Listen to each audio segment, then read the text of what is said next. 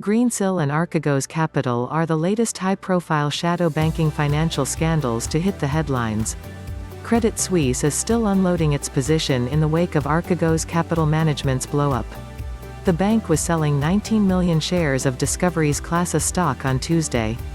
Credit Suisse slashed the amount of money set aside for employee bonuses by hundreds of millions of dollars and used the savings to limit the financial hit from the implosion of Archegos Capital Management. Wall Street could be staring at a meltdown as big investment banks, including Nomura and Credit Suisse, rush to unwind bets in various stocks after a common client defaulted on margin calls. Although the client's name has not been confirmed, media reports claim it to be Archegos Capital Management, a family office run by Bill Hwang. The margin default may lead to Nomura reporting a one-time loss of $2 billion in the March quarter, while Credit Suisse may incur a loss of $1 billion. These two scandals are just the tip of the iceberg, as shadow banking's lack of regulation could spark another debt crisis in 2021. So what are shadow banks, and why you should be worried? The average person has no idea what the shadow banking system is. The problem with the shadow banking market, it is shadow, you cannot see it. The technical definition of the shadow banking system is non-traditional banking, which doesn't tell you anything. I like to phrase what banking is. Banking is a regulated bank with the FDIC, which takes in deposits and makes loans. Anything else done by anybody else is shadow banking. In other words, it is outside of the banking system. The shadow banking system consists of lenders, brokers, and other credit intermediaries who fall outside the realm of traditional regulated banking. It is generally unregulated and not subject to the same kinds of risk, liquidity, and capital restrictions as traditional banks are. The shadow banking system played a significant role in the expansion of housing credit in the run-up to the 2008 financial crisis but has grown in size and largely escaped government oversight even since then. The shadow banking system is a key component of the U.S. economy, but the financial crisis has frozen it solid. Banks make extensive use of shadow banking to get around the rules, with worrying consequences. Shadow banking hugely exacerbated the fallout from Lehman Brothers' collapse in 2008, and yet there is now more banking-like activity going on in shadow banks than there is in banks themselves. This poses real risks to global financial stability. We propped up wrong come and run with these crazy financial structures that nobody had heard of until they blew up. Then we did it again with these crazy structures for subprime that most people haven't heard of until they blew up. And what it does, it takes traditional credit, traditional lending, and it transforms it into something that it's not. In other words, you can take a long-dated financial asset or just asset like fiber optics for WorldCom, and the shadow banker will take that and transform it into something that looks like the church, a traditional bond with a shorter maturity and a very high credit rating. It looks super sync, but it's really backed by assets that are very volatile. And when these things unwind, and people want to sell them, there's no market for them. And so the price collapses, and that shuts off the flow of money to these companies that were trying to boost their stock prices. It was a shadow banking system that injected the virus called credit default swaps into the system that blew up in 2008. And right now, we're doing the same thing again. Why are these investment banks not being marched in front of Congress like the Reddit people were? They took hundreds of billions of dollars of investors' money and used it to buy up stocks for some guy's family office, and when it all came crashing down, he left them holding the bag and walked away? How is this not market manipulation? I'd like to hear them answer this under oath. $100 billion of buying concentrated in a few stock names, and look at how the prices ran up. There is more sanity in an insane asylum than in the financial sector. The 2008 recession was remarkable because it was caused by a failure of investment banks as opposed to retail banks. Retail banks that take deposits and make loans are supposed to be responsible for financing business indirectly. Investment banks are supposed to facilitate the direct financing of business by selling stocks and bonds. However, investment banks have developed innovative ways to provide indirect financing too. This is what is known as shadow banking. One explanation for the recession is that it was caused by a panic in the shadow banking sector. Lehman Brothers, for example, failed because its depositors stopped lending money to it. The shadow banking system, or non-bank financial system, played a critical role in the recent financial crisis. Shadow banks are financial entities that borrow short-term and lend long-term, but unlike traditional banks, they are outside the purview of conventional banking regulation and do not have access to a lender of last resort or federal deposit insurance. The shadow banking system grew considerably in the lead-up to the 2008 financial crisis due to its competitive advantages over the traditional banking system. The shock resulting from the burst of the housing bubble and subprime crisis created a run on the shadow banking system without the traditional safety nets in place that protect the traditional banking system. This helped fuel a credit crunch and motivated an emergency response by the government to stem this panic. Shadow banking defined. Shadow banks, or non-banks, are financial entities that borrow short-term and lend long-term but are not under traditional banking regulation and do not have access to a lender of last resort or federal deposit insurance. Shadow banks include money market mutual funds, investment banks, asset-backed commercial paper, ABCP, and repurchase, repo, agreements. Growth.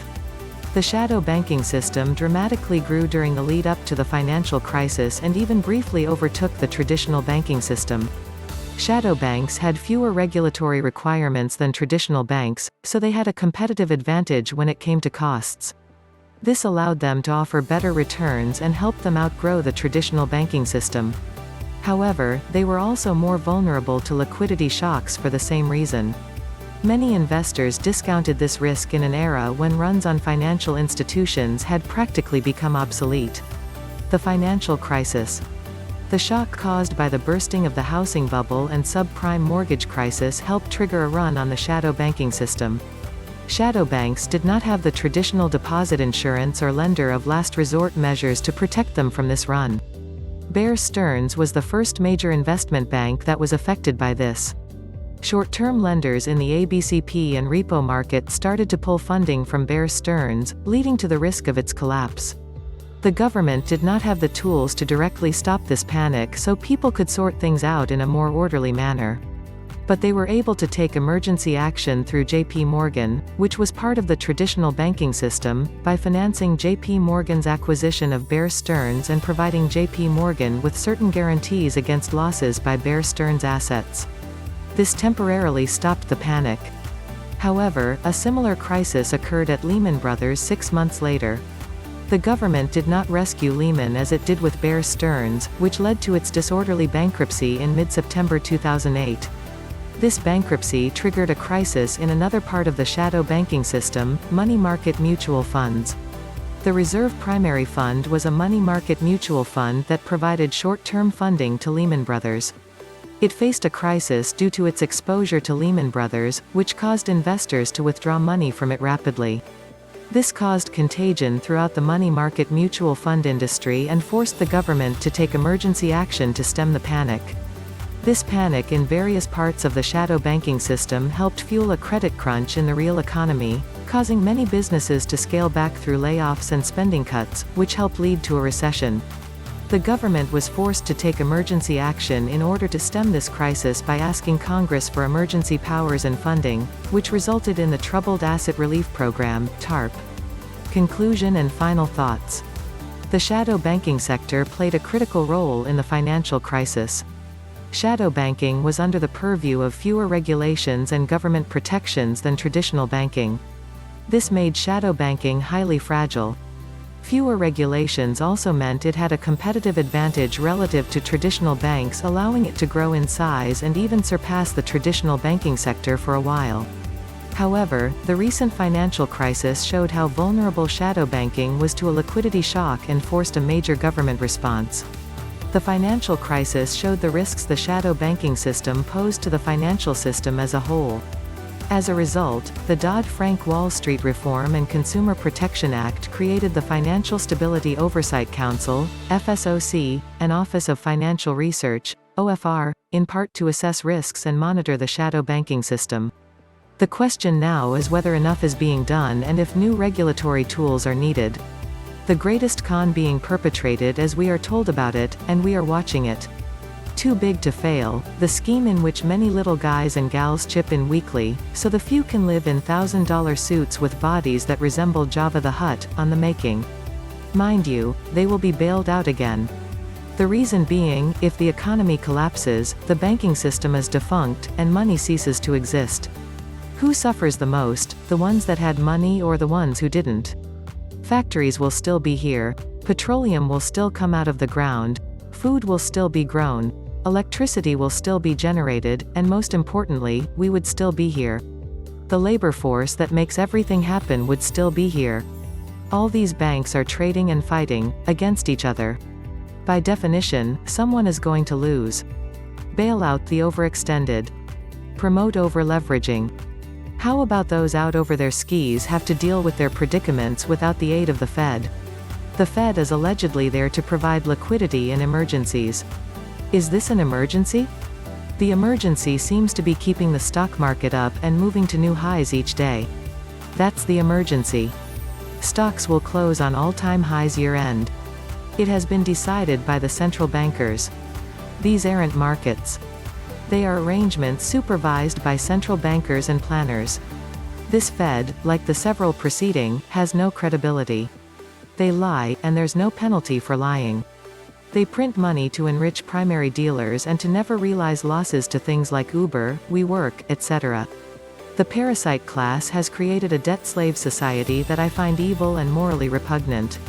The Fed merely is printing for their friends and family relatives to take as much out of the system before it goes up in smoke. In other words, the markets are filled with criminal activity that has been legalized. Ponzi schemes. And I bet not a single person will go to jail for it. Welcome to America, the land where the super wealthy can get away with robbing the poor and middle class. Markets are dead. No downside risks because the Fed will bail you out. Soon they will be limiting the upside. The financial system is speed surfing down the slippery slope of government-controlled everything, i.e., socialism has taken over the commanding heights of the financial system. This will never end well. It's like 2008 all over again. To keep their pyramid schemes going, they convolute, pretend, hide, cheat also. But they do it in such a dimension that there is no way back and no one can make them accountable, but the taxpayer has to bail them out again because they hold them hostage. It's time to bring those psychopaths to places where they can't do harm anymore. But they are just a symptom of a system that rewards risky, irresponsible, and fraudulent behavior and punishes honest, responsible people. The system can be called fractional reserve Ponzi, and the US Congress had the power to end this organized crime with a simple vote. Don't keep any money in a bank that you can't afford to lose. Do hold Bitcoin, silver and gold coins, and physical cash. Don't tell anyone you're holding these things. When the sheet hits the fan, pretend to be as poor as everyone else while you figure out what to do and where to go.